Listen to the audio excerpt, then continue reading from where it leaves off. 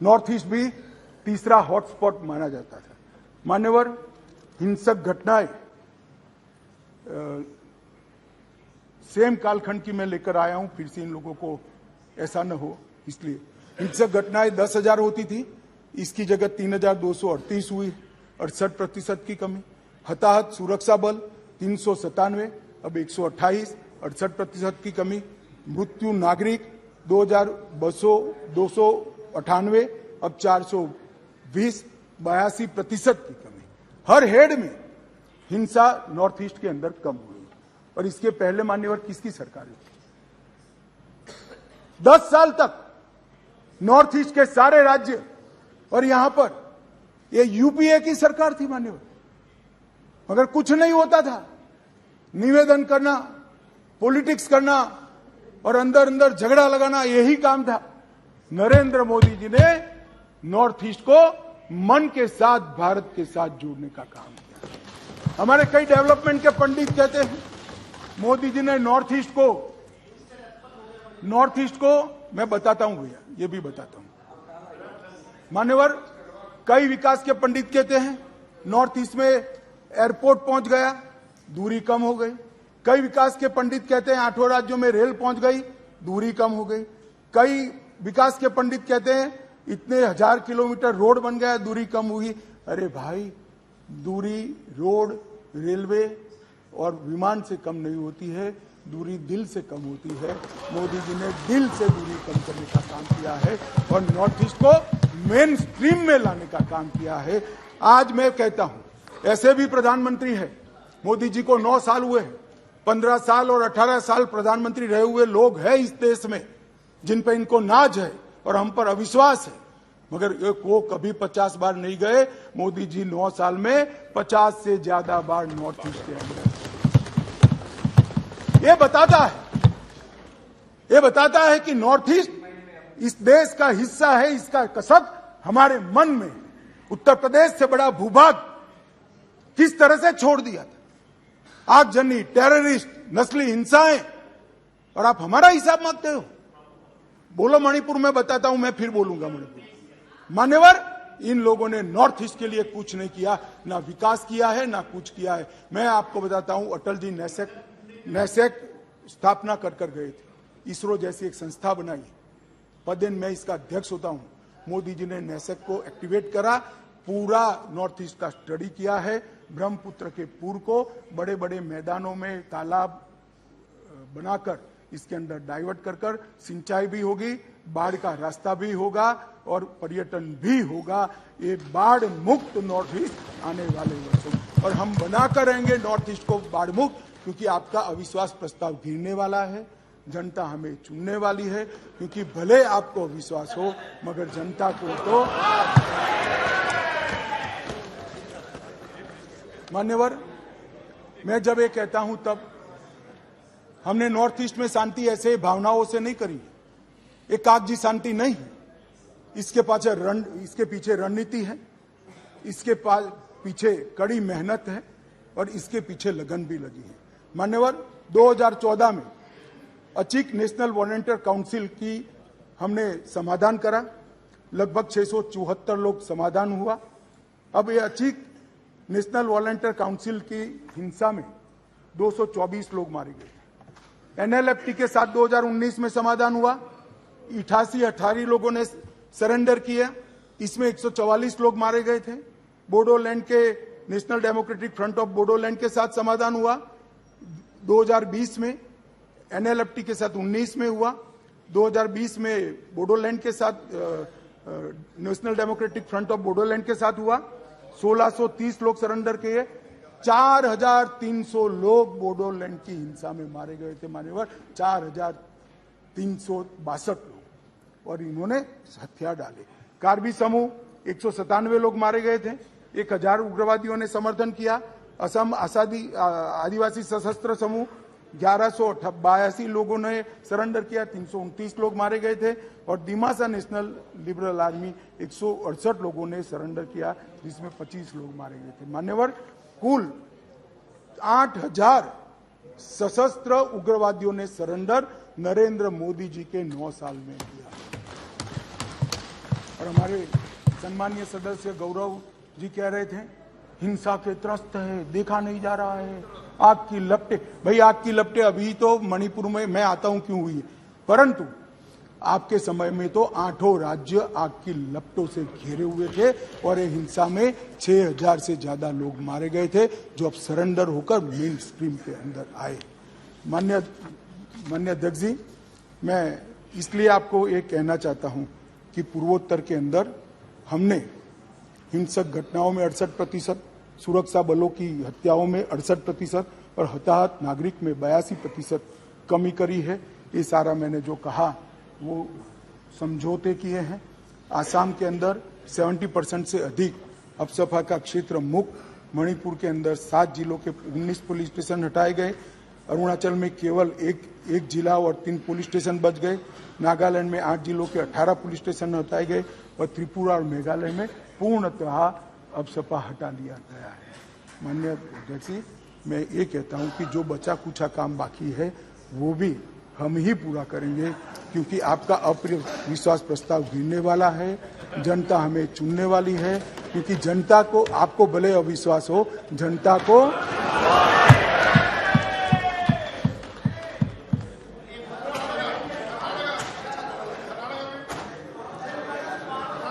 मान्यवर, अब मैं मणिपुर की बात करना चाहता हूं।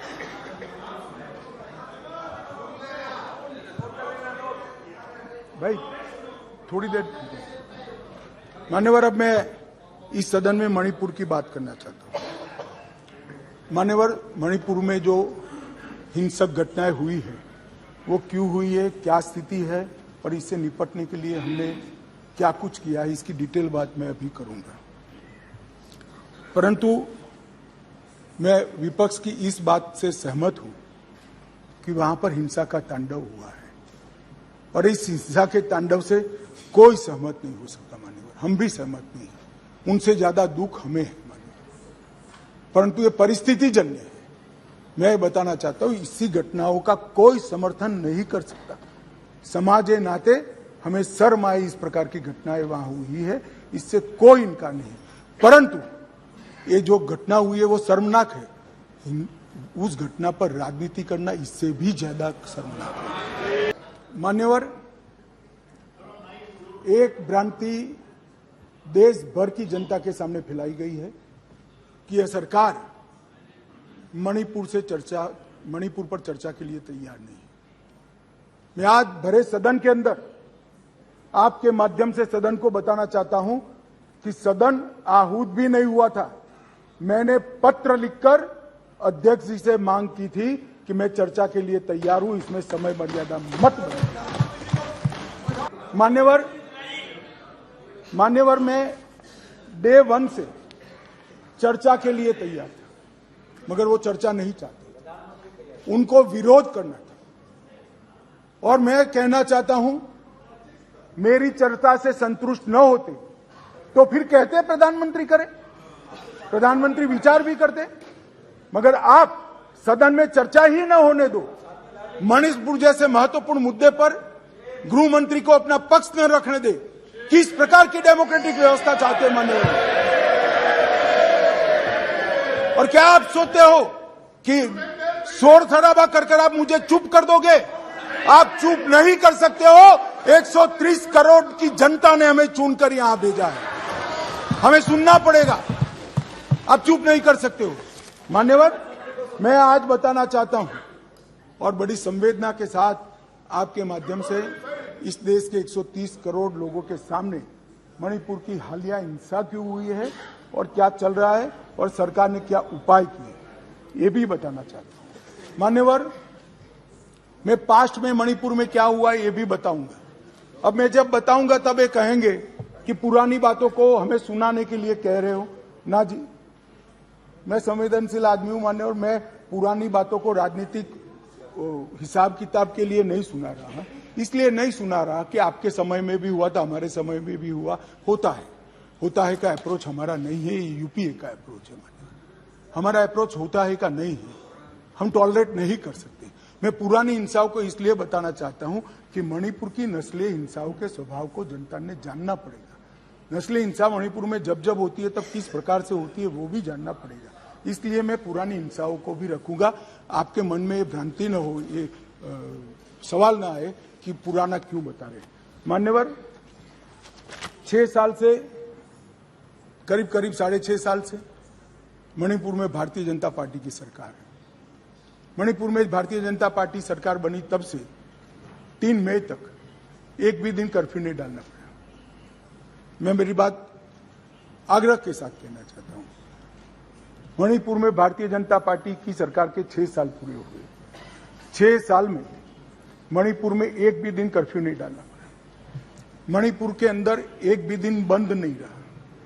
मणिपुर के अंदर एक भी दिन ब्लॉकेड नहीं हुआ और उग्रवादी हिंसा लगभग समाप्त हो गई। ये 6 साल का भारतीय जनता पार्टी के शासन का इतिहास था। 2021 में हमारे देश की पड़ोस में म्यांमार में सत्ता परिवर्तन हुआ और म्यांमार में वहां पर मिलिट्री का शासन आया, डेमोक्रेटिक सरकार गिर गई और वहां पर एक कुकी डेमोक्रेटिक फ्रंट है, इसने लोकतंत्र के लिए आंदोलन चालू करा।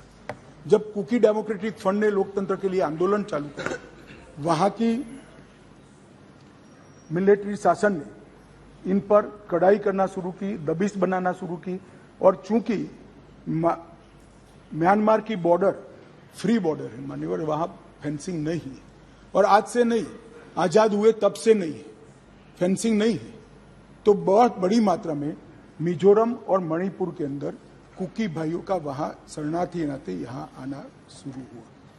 मैं इसलिए कहना चाहता हूं मान्यवर, क्योंकि उनका झगड़ा मणिपुर की मिलिट्री से था और दबिश शुरू हुई इसलिए आया। अरे म्यांमार की मिलिट्री से था और दबिश शुरू हुई इसलिए वो यहां पर आए।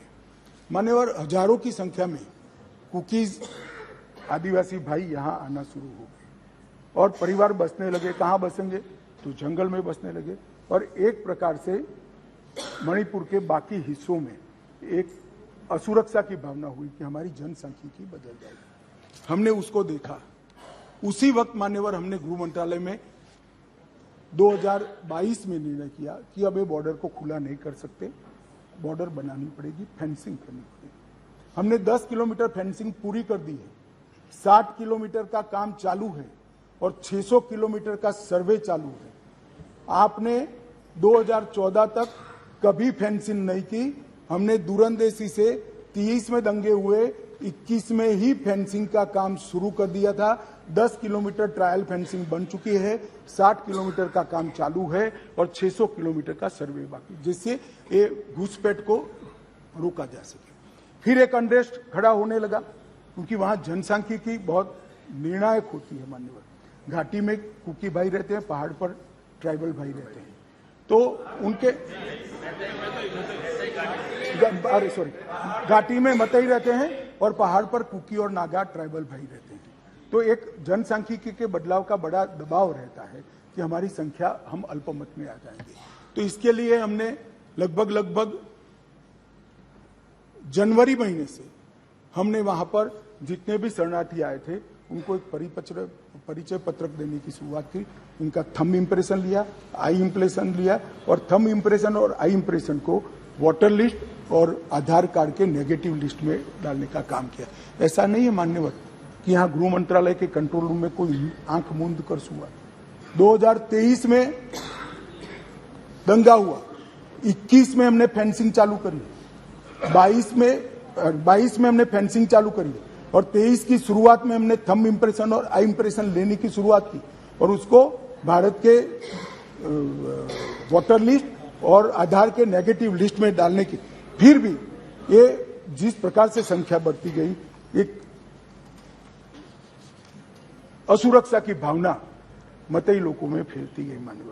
मान्यवर, ये जो वहां पर एक फ्री रेजिम है, नेपाल की तरह वहां पासपोर्ट नहीं चाहिए। अब ये मत कहना है कि हमने क्यों नहीं करा, 1968 से करा हुआ है भाई। 1968 से एक समझौता है भारत और ब्रह्मदेश की सरकारों के बीच में कि बॉर्डर के 40 किलोमीटर से जो अंदर आएगा या यहां से 40 किलोमीटर से आ जाए उसको पासपोर्ट नहीं चाहिए। ये समझौता है, किसी को रोकना भी असंभव था। और इतने हजारों किलोमीटर की बॉर्डर में बाड़ भी नहीं लगी थी, फेंसिंग भी नहीं थी, तो संख्या बढ़ती गई और असुरक्षा बढ़ती गई। इतने में एक अफवाह फैल गई 29 तारीख अप्रैल को कि 58 ये वसाहतें जो थी शरणार्थियों की, उसको गांव घोषित कर दिया गया। अब गांव घोषित करने की अफवाह से ही घाटी में बहुत बड़ा अनरेस्ट शुरू हुआ मान्यवर, और वो अनरेस्ट को भी हमने माइक वाली जीपे चलाई, बताया गया कि भाई कोई गांव घोषित नहीं हुआ है, मगर अफवाहें जब फैलती है तब फैलती है अविश्वास का वातावरण। और घोषित जंगल गांव घोषित किया, जंगल गांव घोषित किया, जो वसाहतें थी उसको, तो उनको लगा परमानेंट अब यही बस जाएंगे, तो एक अनरेस्ट खड़ा हुआ।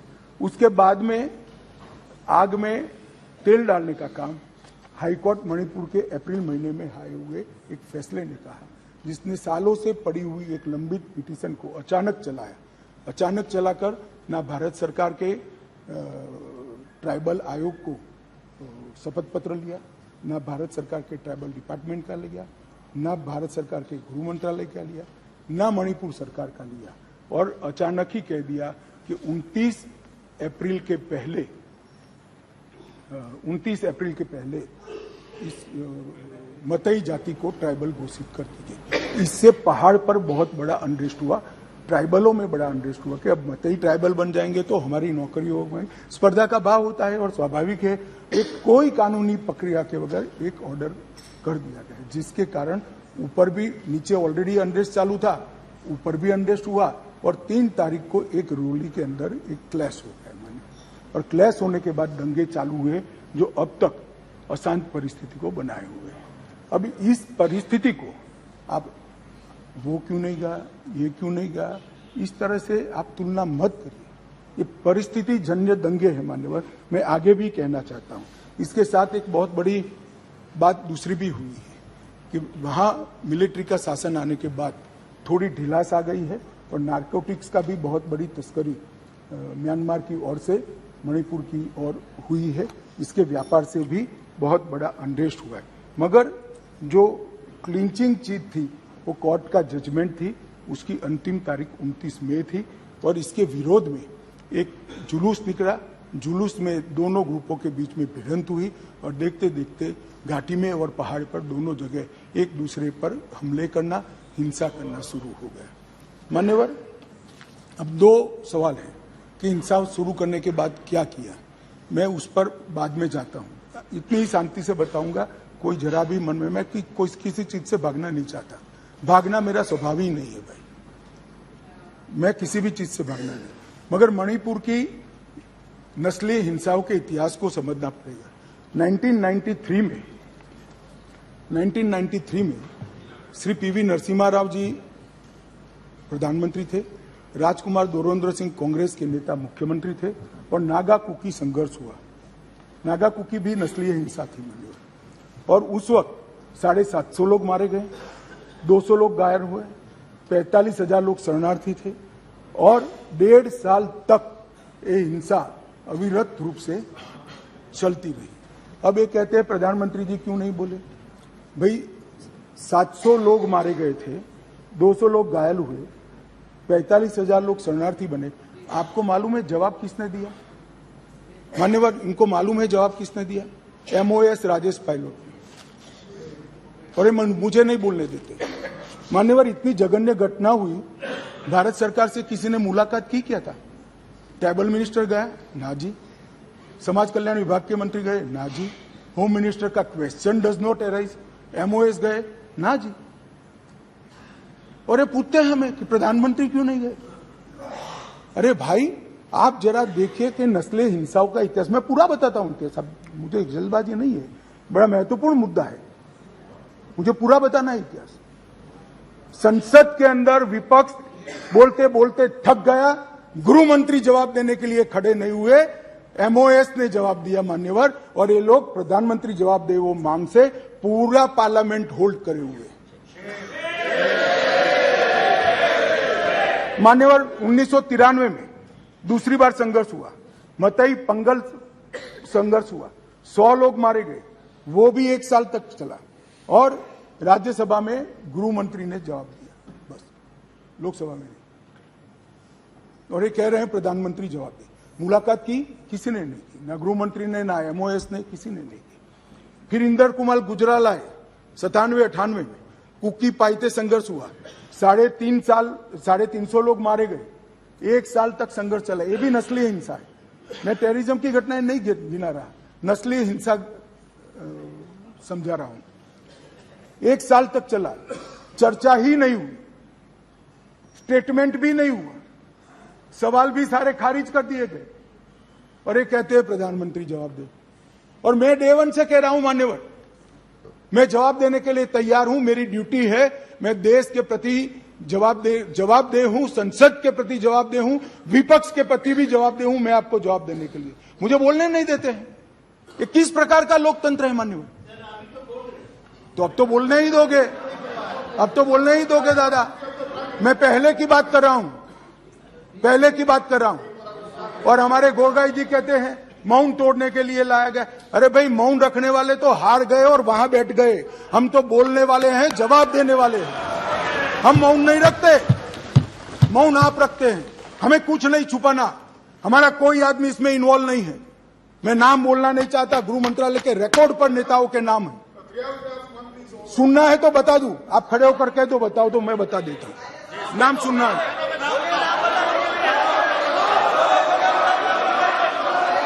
मान्यवर। बाद में 2004 में मनमोहन सिंह जी थे, इबोबी सिंह जी थे, लगभग 1700 लोगों के एनकाउंटर हुए, 1700 लोग एक तरफा वर्दी से। ऐसा वहां मानते हैं, मैं नहीं मानता, मैं तो व्यवस्था में विश्वास रखने वाला हूं। वहां लोग मानते हैं वर्दी से की हुई नस्ली हिंसा थी। 1700 सुप्रीम कोर्ट ने संज्ञान लिया, ढेर सारी SITयां बनी, मगर किसने जवाब दिया? कोई नहीं, एक चर्चा नहीं, ना MOS, ना मिनिस्टर। अब मुझे बताइए भाई, चिदम्बरम साहब थे और वहां राज्यसभा में मेरा हिसाब मांगते थे, मुझे बोलने नहीं देते। मैं आपके माध्यम से देश की जनता को कहना चाहता हूं, ये परिस्थिति जन्य नस्लीय हिंसा है, इसको राजनीति का मुद्दा नहीं बनाना चाहिए। और मान्यवर 3, 4, 5 मैं पूरे देश को बताना चाहता हूं, इस देश के प्रधानमंत्री ने रात को 4 बजे भी मुझे फोन किया है और दूसरे दिन 6:30 बजे मुझे फोन से उठाया भी इस देश के प्रधानमंत्री ने। और ये कह रहे हैं मोदी जी ध्यान नहीं रख रहे।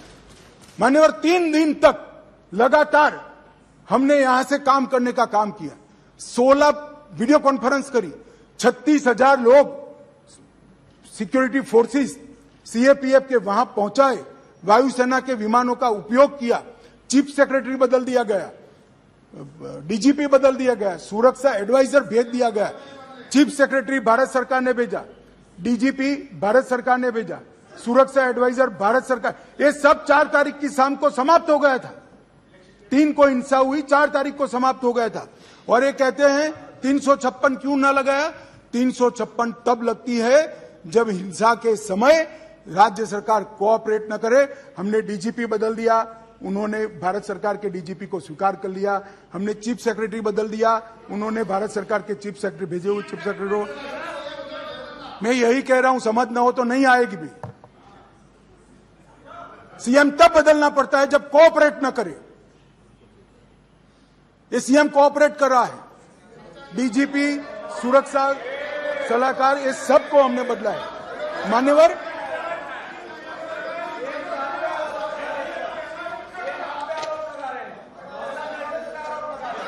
भाई बैठ जाओ यार। कृपया आप इतनी चिंता करो कि मैं आसाम पर न जाऊं। मान्यवर, UPA के शासन में वहां नाकाबंदी की जाती थी, ब्लॉकेड लगाए जाते थे। 1 साल में 139 दिन से 30 दिन तक का ब्लॉकेड रहा, 5 साल तक ब्लॉकेड लगे और उस वक्त पेट्रोल के दाम 1200 रुपये तक पहुंचे थे। हमने 28 दिन में पूरा काम पूरा कर रेलवे को वहां पहुंचा है और अबाधित रूप से आज सप्लाई वहां पर चालू है और दामों को बढ़ने नहीं, अबाधित रूप से। और इतनी कठिन परिस्थिति थी कि कुकी एरिया में मतई ड्राइवर नहीं जा सकते थे। मतई एरिया में कुकी ड्राइवर नहीं जा सकते। हम आसाम से ट्रक भी लाए, ड्राइवर भी लाए, सेना को भी लगाए और जाकर डामों को हमने कंट्रोल करने का काम किया है। मान्यवर, मैं हिंसा की भी आंकड़े देना चाहता हूं। मैं क्यों कह रहा हूं कि आप राजनीति कर रहे हो, मैं लॉजिक के साथ कह रहा हूं।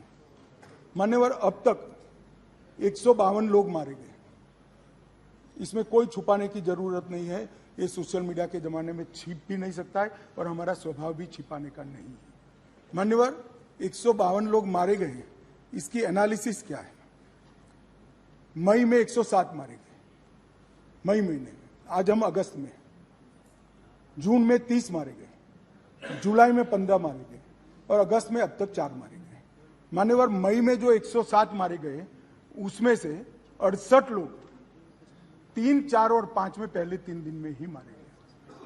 मैं इसके माध्यम से ये कहना चाहता हूं मान्यवर कि हिंसा धीरे धीरे कम हो रही है। हम हिंसा में की आग में तेल डालने का काम न करें। हम तेल न डालें। तेल कैसे डाला जाता है मैं बताता हूं। श्री राहुल गांधी जी यहां से वहां मुलाकात करें, मैं बड़ा स्वागत करता हूं। संवेदना है, मणिपुर की चिंता है।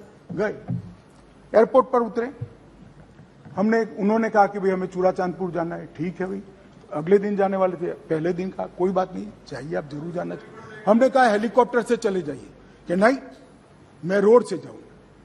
पुलिस ने रोकना पड़ा। फिर 3 घंटे तक ऑल इंडिया लाइव कराकर ये नाटक देश को दिखाया और फिर 4 बजे दूसरे दिन हेलीकॉप्टर से चले गए। भाई हेलीकॉप्टर से चले जाते तो क्या आपत्ति थी? हमने सुरक्षा की पूरी व्यवस्था की थी। परंतु इस प्रकार की काम करने के लिए वहां जाना, इसको पॉलिटिक्स कहते हैं गौरव जी। आप वहां जाते हैं तो कोऑपरेट करिए। चूड़ाचांदपुर जाने से कोई नहीं रुक रहा, हम हेलीकॉप्टर से भेज रहे हैं। आप जाना नहीं चाहते, नहीं मैं बाय रोड ही जाऊंगा। चलो बाय रोड जाना है, जनता को दिखाना है, तो फिर दूसरे दिन क्यों गए? दूसरे दिन भी न जाते, दूसरे दिन भी गए तो पहले दिन सत्याग्रह दिखाना था। भाई इस तरह की पॉलिटिक्स ऐसी विषम परिस्थितियों में मत करिए। क्या आप मानते हैं, आप क्या मानते हैं कि सरकार को आप इस तरह से परेशान करेंगे, चाहे वहां की हो या यहां की, और जनता नहीं जानती है? जनता ये सारा जानती है और पहचानती भी है। इसलिए मैं कह रहा था, अधीर रंजन जी चले गए, मैं पॉलिटिक्स नहीं कर रहे तो मैं बताता रहा पॉलिटिक्स कर रहे। मान्यवर, हमने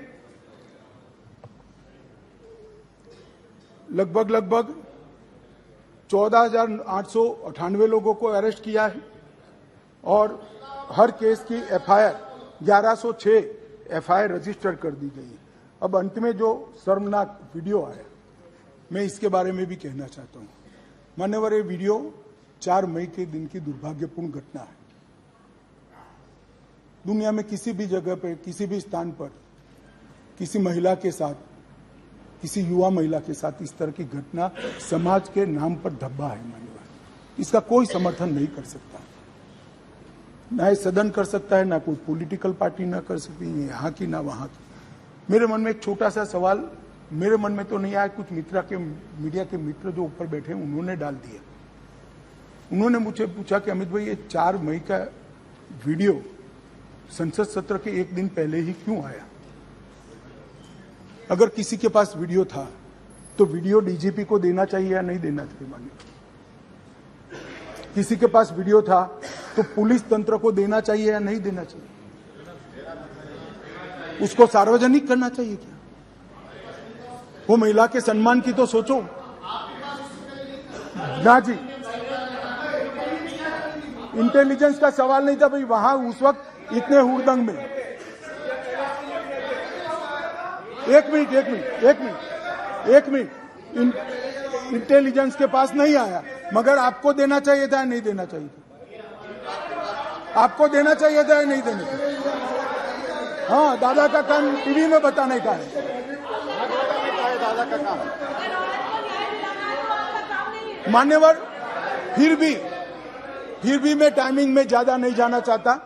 सुनिए ना भाई, मैं टाइमिंग में ज्यादा जाना नहीं चाहता। मान्यवर, वीडियो किसी के पास भी था, मैं इन पर आरोप नहीं कर रहा हूं, किसी के पास भी था, अगर उसने डीजीपी को दे दिया होता तो 5 तारीख को ही पकड़ गए होते, क्योंकि जिस दिन वीडियो दिया उसी दिन वीडियो की कॉपी पर से हमने फेस आइडेंटिफिकेशन सॉफ्टवेयर का उपयोग करते हुए सरकारों के डेटा के साथ मिलान करते हुए 9 के 9 लोगों को अरेस्ट कर दिया और वो आज ट्रायल फेस कर रहे हैं जेल में। उस वक्त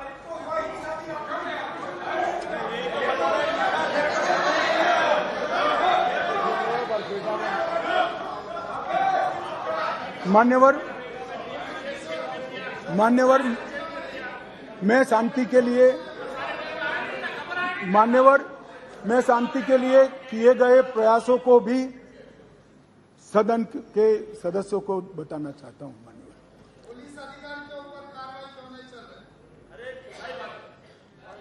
मान्यवर मैं वहां 3 दिन रहा, 3 रात रहा।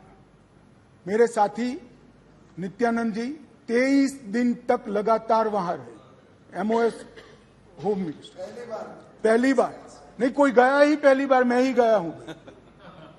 अब तक कोई नहीं गया है। इतने सारे दंगे मैंने जो बताए, नस्ली इंसान, कोई नहीं गया है। एमओएस 23 दिन रहा है, 3 दिन में रहा। मान्यवर हमने इस सारी की जांच के लिए हाईकोर्ट के सेवानिवृत्त न्यायाधीश का एक कमीशन बना दिया है, जिसमें एक आईपीएस और आईएएस अफसर भी है। मान्यवर अध्यक्ष राज्यपाल महोदय को अध्यक्ष बनाकर शांति समिति को हमने वहां पर प्रस्तापित किया है। 36,000 से अधिक सुरक्षा कर्मी, जहां मतई समूह रहता है, जो कुकी रहता है, बीच में बफर जोन बनाकर खड़े हैं। आज भी गुस्सा शांत नहीं हुआ है, परंतु हिंसा इसलिए कम हुई कि बीच में 36,000 पैरामिलिट्री फोर्सेस दिन रात तैनात है, इसलिए हिंसा कम हुई है। बेहतर इंटर एजेंसी समन्वय के लिए यूनिफाइड कमांड व्यवस्था, क्योंकि वहां बीएसएफ भी है, सीआरपीएफ भी है, असम राइफल भी है, सेना भी है, मणिपुर पुलिस भी है।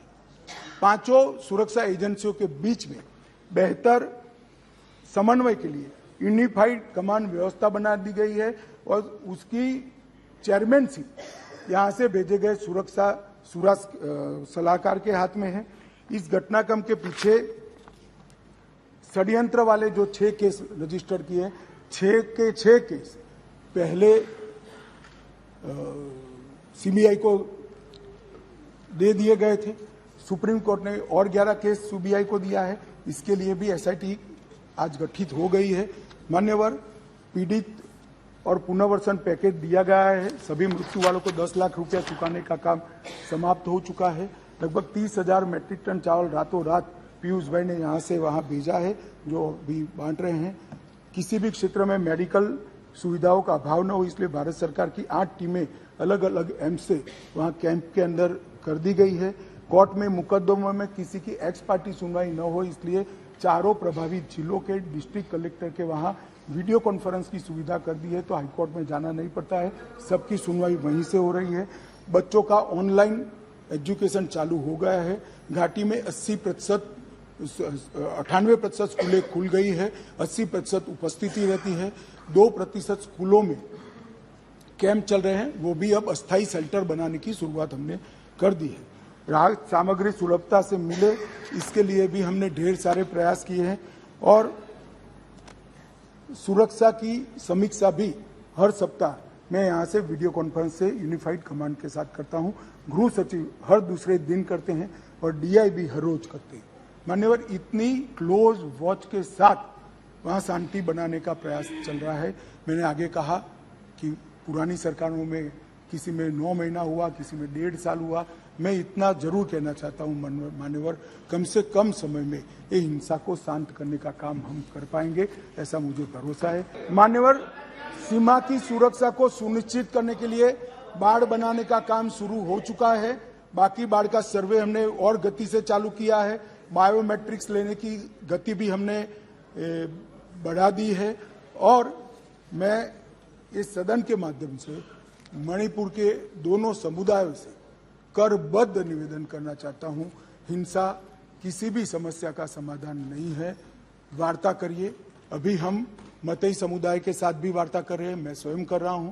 कुकी समुदाय के साथ भी वार्ता कर रहे हैं, आज भी की थी, मैं स्वयं कर रहा हूं। मेरा अनुरोध है कि साथ में बैठकर, भारत सरकार के साथ बैठकर इस समस्या का समाधान निकाल दीजिए। अफवाहों से ज्यादा अविश्वास का वातावरण हुआ है। भारत सरकार की जरा भी मंशा नहीं है कि वहां की डेमोग्राफी को चेंज कर दिया जाए। घुसपैठ को भी हम रोकेंगे। हमने राजद्वारी तरीके से म्यांमार के साथ भी बात की है और हर प्रयास हम करना चाहते हैं जो हम कर पाते हैं। मान्यवर, मैं इतना ही कहना चाहता हूं कि इस विषय पर राजनीति नहीं करनी चाहिए। ये विषय ऐसा है जिसमें किसी की जान गई है, किसी का सम्मान गया, किसी के साथ दुर्व्यवहार हुआ है। वो व्यक्ति हमसे कितना भी दूर रहता हो, मगर भारत का है और इसके प्रति हम सबके मन में, पूरे सदन के मन में संवेदना होनी चाहिए। मैं मानता हूं कि इस शांति की अपील में मेरी बात रखने के बाद सदन के दोनों ओर के सदस्य शांति की अपील में जुड़ेंगे। मैं बाकी सबका तो भरोसा नहीं दे सकता, मगर एनडीए के सारे सदस्य तो जुड़ेंगे, इसका मुझे भरोसा है।